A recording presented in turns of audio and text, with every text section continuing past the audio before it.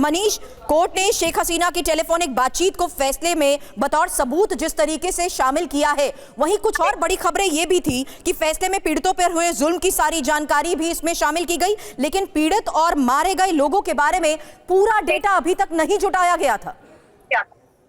देखिए, दुनिया भर में अदालतों की कार्रवाई का एक तरीका होता है और जिसमें कि आप वकील रखते हैं, आप जज निष्पक्ष होकर कम से कम सुनवाई का दिखावा करते हैं। मुझे लगता है कि बांग्लादेश में जो ट्रिब्यूनल में सुनवाई हुई वो तो सद्दाम हुसैन के खिलाफ जो सुनवाई हुई थी उससे भी ज्यादा पक्षपात तरीके से की गई है।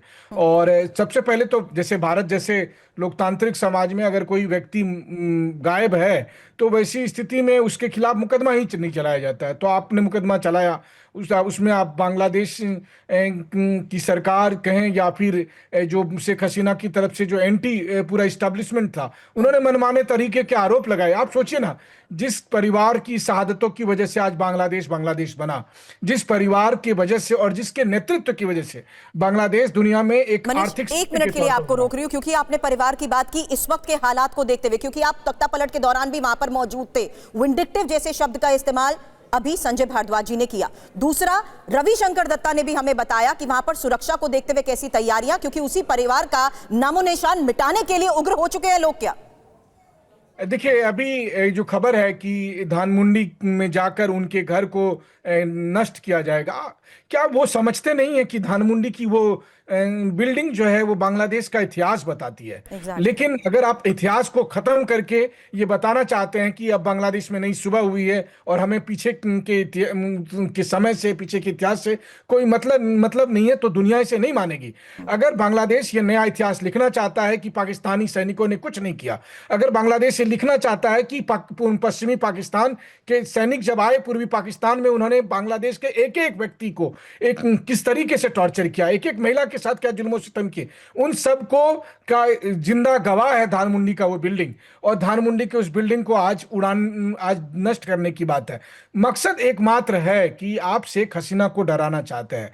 आप शेख हसीना के समर्थकों को कहते हैं कि तुम चुप हो जाओ और घर में बैठे रहो, इलेक्शन का विरोध मत करो और हम मनमानी तरीके से इलेक्शन करेंगे और उसे जीत कर दिखाएंगे। और इन सब के बीच बांग्लादेश की पूर्व प्रधानमंत्री शेख हसीना ने कई अंतर्राष्ट्रीय पत्रकारों से बातचीत में इस बात पर संदेह जाहिर किया था कि उन्हें जान का खतरा है, उन्हें फांसी की सजा दी जाएगी और फिर इसलिए उनका अब बांग्लादेश लौटना मुमकिन नहीं होगा। तो ये सारी एक तरह की दिखावे की कार्रवाई है, लेकिन उसकी कीमत बांग्लादेश चुकाएगा। बांग्लादेश में जाहिर है कि शेख हसीना के समर्थक काफी गुस्से में आएंगे और फिर हिंसा का एक नया दौर शुरू होगा। वो दौर जो कि अगस्त में पिछले साल जब सत्ता पलट हुआ उससे कहीं ज्यादा भयावह हो सकता है हिंसा का ये दौर, क्योंकि यहां पर दमन और अत्याचार ज्यादा होगा बांग्लादेश में शेख हसीना की पार्टी और उनके समर्थकों के खिलाफ। तो काफी संख्या में और एक बार फिर लोग मारे जाएंगे। लेकिन इन सब के बीच में एक सवाल होता है, जिस मोहम्मद यूनुस को शांति का नोबेल पुरस्कार मिला था, जिस मोहम्मद यूनुस की एक अंतर्राष्ट्रीय छवि बनाई गई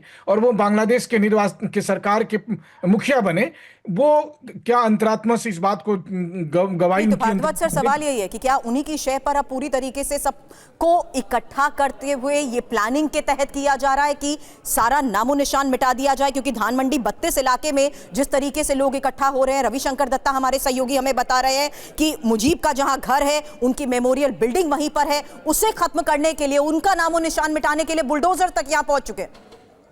देखिए सुरभि, ये कोई अतिशयोक्ति नहीं है। ये डिसीजन जो है ये this was a foregone conclusion, मतलब पहले से पता था कि क्या वर्डिक्ट आएगा। शेख हसीना को भी पता था और जो अवामी लीग के समर्थक हैं उनको भी पता था। और ये देखिए कि ये कॉन्स्टेंटली पिछले 1.5 साल से वहां जिस तरीके के प्रोटेस्ट हो रहे हैं और जिस तरीके से डेमोक्रेसी को रेस्टोरेशन करने की बात जो चल रही है, चाहे वो धनमंडी की आप बात कर रहे हैं, 32 जो हाउस है जो म्यूजियम में कन्वर्ट किया गया था उसको तो उसी वक्त अगस्त में ही डिस्ट्रॉय कर दिया था। अब बीच बीच में जब मुजीबुर रहमान का जन्मदिन आता था तब भी वहां पे अटैक होता था।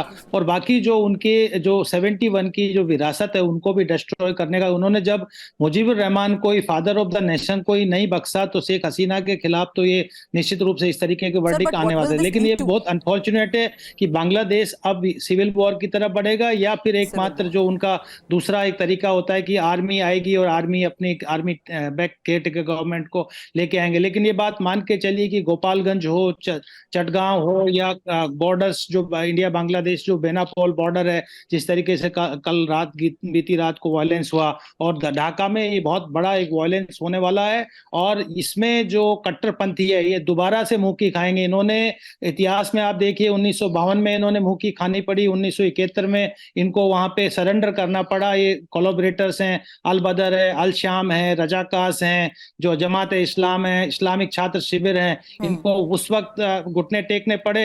लेकिन ये बार बार उभरते हैं और अगेन मैं बता रहा हूं कि दोबारा बंगाली समाज, जो बंगाल का जो सेकुलर डेमोक्रेटिक जो सोसाइटी है, वो दोबारा खड़ा होगा। आज भी आप देखिए कि जो पैन इस्लामिक पार्टी है वो अवामी लीग है, जिसकी आज बहुत बड़ी पॉपुलैरिटी है। और इसीलिए देखिए जनता जब 2 दिन पहले जब कॉल किया गया था, स्ट्राइक किया गया था, तो बिल्कुल एकदम रास्ते सुनसान पड़े हुए थे। आज फिर से देखना कि जिस तरीके से लोग रास्ते में निकले हैं। देखिए एक मैं बात सुरभि जोड़ना चाहता हूं यहाँ पे, देखिए पूरा जो इंस्टीट्यूशन है जो वो पूरा हाईजैक किया हुआ है अभी के एस्टेब्लिशमेंट ने।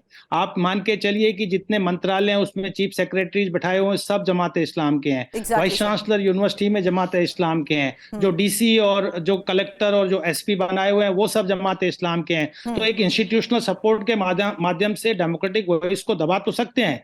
और इसमें सबसे बड़ा जो एक्सटर्नल सपोर्ट है, जो इंस्टीट्यूशंस हैं, जो पाकिस्तान है, वो एक तरीके से एडवाइजर और के रूप में काम कर रहा है और उनके इशारे पे जमात इस्लाम और मोहम्मद यूनुस काम कर रहे हैं। लेकिन अल्टीमेटली जल कौन रहा है? वो बांग्लादेश चल रहा है।